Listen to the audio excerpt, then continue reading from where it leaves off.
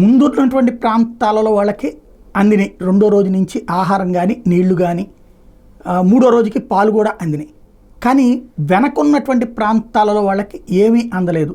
అది నిన్న జ్యోతి కూడా రాసుకొచ్చింది. 30% మందికి అందింది, 70% మంది ఇబ్బంది పడ్డారు. ఇప్పుడు ఇందులో కీలకమైనటువంటి పాయింట్ ఉంది. ఆ 70% మందికి సంబంధించిన బంధువులు బయట ఉంటారు కదా, అక్కడైతే సెల్ ఫోన్ లేవు, సిగ్నల్స్ లేవు. కాబట్టి వాళ్ళు అక్కడి నుంచి ఆహారం ఇవ్వడానికి కష్టమైంది. దీంతో బంధువులు ఎవరైతే ఉన్నారో వాళ్ళు ఒడ్డున ఉన్నటువంటి వాళ్ళు సిగ్నల్ ఉన్న చోట నుంచి ఇంటి అడ్రస్తో ఆర్డర్లు చేశారట. స్విగ్గీలోనూ, జొమాటోల్లో, వీటిట్లలో.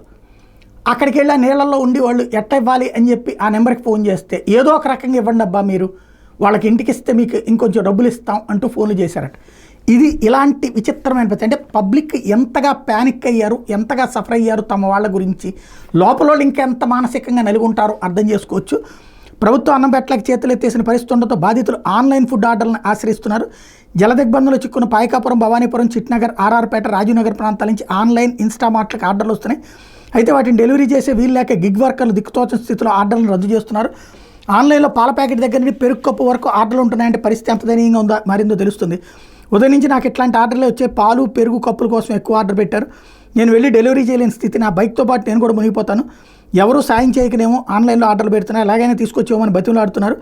బాధితులు కూడా వింటుంటే కన్నీళ్ళు వస్తున్నాయి, కానీ నేనేం చేయలేని స్థితిలో ఉండిపోయానంటూ గిగ్ వర్కర్ హరీష్ ఆవేదన వ్యక్తం చేశారన్నట్టు సాక్షి రాసుకొచ్చింది. అయితే ఒక్క వర్కర్ది, ఇది అందరిది నిజమా కాదా అన్నది తెలియదు. బట్ ఇట్లాంటిది లోపల ఉన్నోళ్ళు ఎవరు, బయట ఉన్నటువంటి వాళ్ళు ఇస్తారు లోన్, ఎందుకంటే లేదు కాబట్టి పవర్. ఇది నిజమో కాదో స్పష్టత తెలియాల్సి ఉంది ఇంకా.